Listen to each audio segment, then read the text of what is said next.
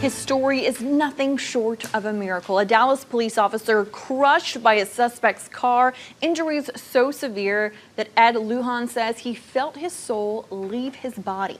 Now he's ready to share details about the night that changed his life. Rebecca Lopez has the story.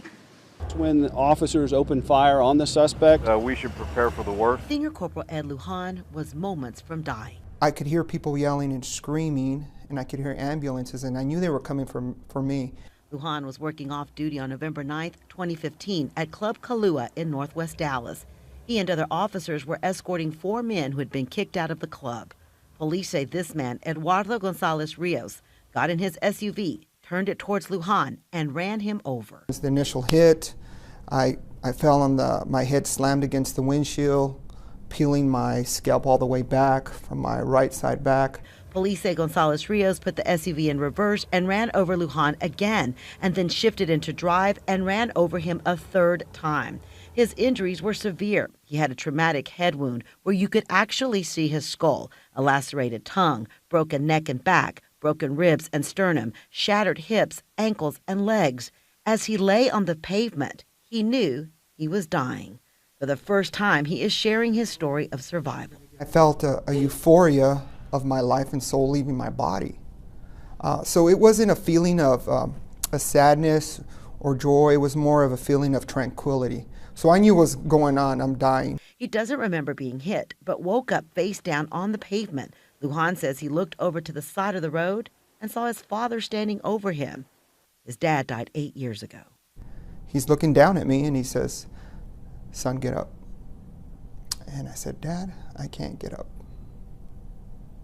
And then I'll never forget this. He puts his hands on his knees and he bends down towards me and he's looking down at my eye and he says, "Son, you have to get up because you have a family that loves you and needs you." Lujan says he felt a sense of peace and says standing next to his father, he saw God. God stood right next to my dad. I knew at that moment he was in heaven. I took a deep breath of air and I felt my life and soul re-enter my body.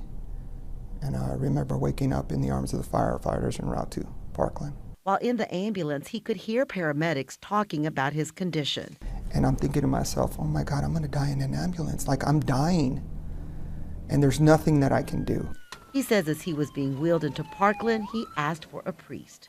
You know, I told him, "Father, forgive me for my sins, but the last thing that I want you to do before I pass away is I want you to forgive the person who did this to me." He says the experience changed his life. It's made me a better person, a human being, because I know how short life can be. He says he wants to tell his story to help others dealing with pain, suffering, and the loss of someone they love. But I don't remember feeling any pain, and I tell people all the time, you know, if God is that good, that he's not going to let you feel any suffering at that moment of death. Many people, including doctors, thought he would never work as a police officer again. But here he is, back at work, a walking, living, and breathing miracle. The man who nearly killed Lujan, Eduardo Gonzalez Rios, remains in jail tonight awaiting trial. Lujan says he forgives him.